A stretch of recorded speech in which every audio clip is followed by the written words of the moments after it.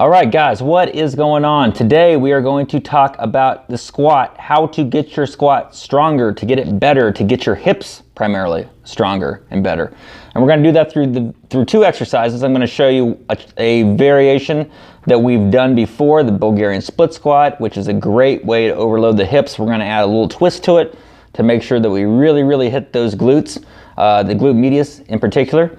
Another way that we're going to really train these hips today is going to be via a goblet squat, but we're going to add a twist to that as well because we're going to add a band. So we're going to get this resistance that's going to try to pull us back toward its anchoring point, and we're going to have to actually fight that. So our glute medius is going to have to fire to keep us in alignment. First of all, let's go to the exercise that we've covered before, that being the Bulgarian split squat. As you can see here, I'm going with 50 pounds. Now I suggest people start with no weight at all to get the movement down, and you can work all the way up to 100 pounds if you want doing this exercise, or more if you can do it under control.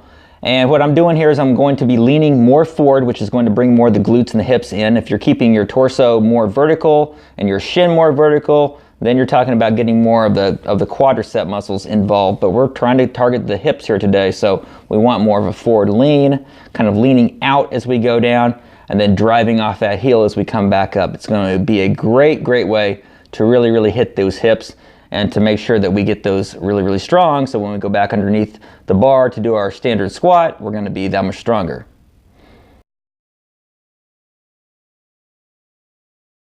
Okay, now let's take a look at the variation of a goblet squat. Now, for those of you guys that aren't sure what the goblet squat is or never done one before, it's a great way to non-axial load, which means not putting the weight on top of your spine like you would on a standard squat with a barbell.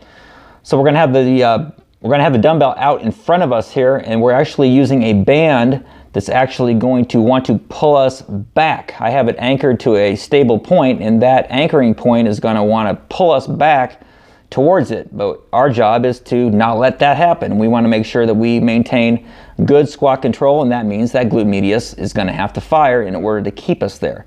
And this is a really great way to make sure that at the bottom of the squat, you're not caving in or your knees aren't falling in. They have to stay out if you don't want to actually topple over and go back towards the anchoring point of where that band is. So guys, give this one a try as well, and I guarantee you, you're going to see a huge improvement in your squat.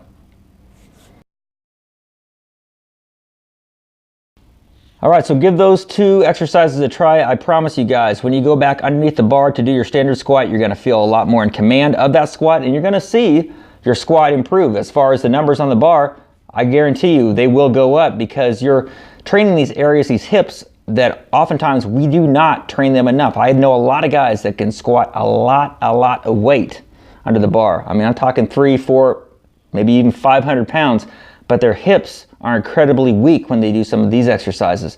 And it just goes to show, if they did this, how much stronger they would be when they go back underneath the bar to do their big lifts. All right, guys, we'll see you soon. I'll be back with more videos. I'll be back with Chaz really soon with more videos. So take care, have a great week, and we'll see you soon. Bye.